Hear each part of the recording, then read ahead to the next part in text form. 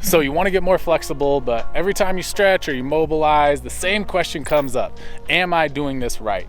That's why we created this series, so that you can feel more confident and gain more clarity around what it takes to get more flexible. And today's topic is something that comes up super often in our Primal Athlete program, which is our group coaching program. We send people away with their programs that has their stretches and stuff. And the number one question that comes back is, how hard should I stretch? Let's talk about it. The first thing to consider is, why are you stretching?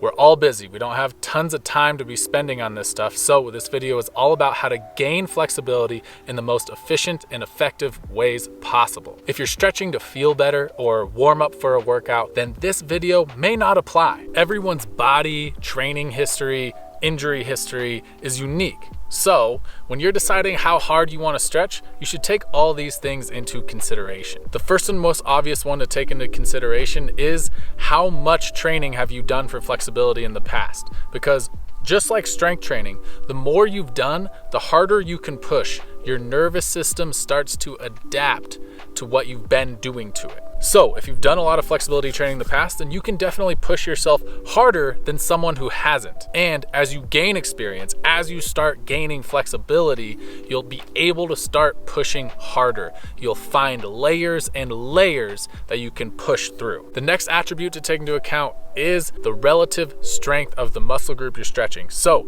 if you've done a lot of strength training for that muscle group, then you could potentially stretch harder than someone who hasn't. And this especially applies to loaded stretching. And the last attribute you want to take into account is your injury history. Have you strained that muscle before? Have you torn that muscle before? These are all things that you should think about as you're going into a stretch. Okay, now let's talk about the actual stretching part, what you came for. The most important piece of context that we need to take into consideration is, what is the goal of your stretch? Specifically, what muscle or muscle groups should you be feeling a stretch in? Okay, so the stretch I'm gonna be using to demonstrate these concepts today is this general forward fold or pike stretch. We need to understand which muscle or muscle group we're trying to stretch. So if I'm doing this, what I'm really after is this whole posterior chain of my body. If I'm going into this stretch, but all I feel is my low back and I don't feel hamstring stretching, maybe even some calf stretching, then I'm not accomplishing my goal. So I would want to figure out a way that I could change the stretch to start feeling it in the correct place. If you need more help in this area, the first video in this series is all about how to choose the right stretch. So go check it out. Now, this one seems silly to say out loud, but a stretch should feel like a stretch. And you'd be surprised how many times this gets overlooked. If I'm going into a stretch, I should feel stretching sensation in those muscle groups we've identified. I should not feel any pinching or pressure on the side that's closing. That's a good indication that you're not doing an effective stretch. Little side note, that's one that comes up often when people are stretching their shoulders. Say you're trying to stretch your lats, but you're just feeling pinching at the top.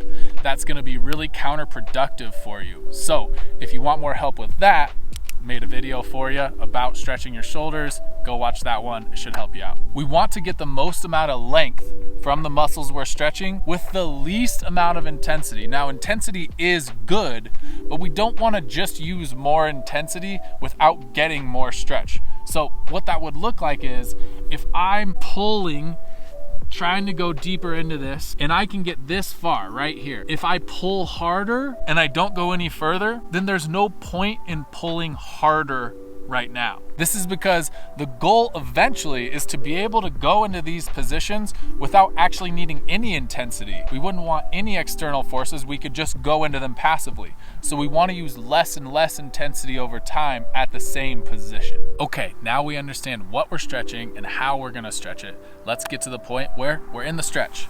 So what should I be feeling? Number one rule of thumb is you should feel discomfort, never pain.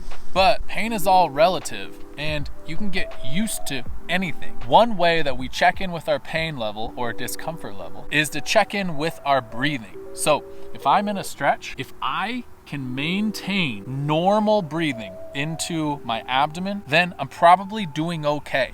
But if my breathing rate or breathing pattern changes, you start seeing some of this. Short, quick breaths is an indication that you've gone too far.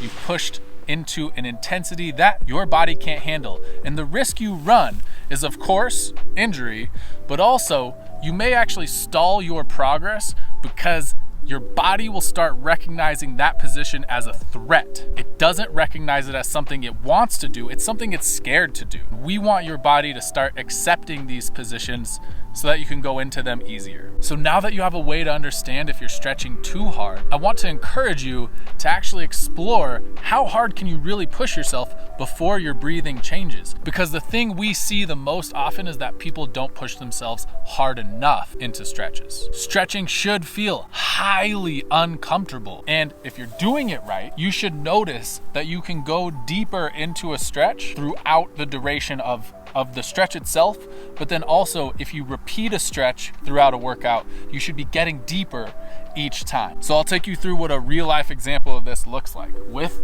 our pike stretch. I'm gonna go into the stretch and I'm starting to feel stretch come on right now.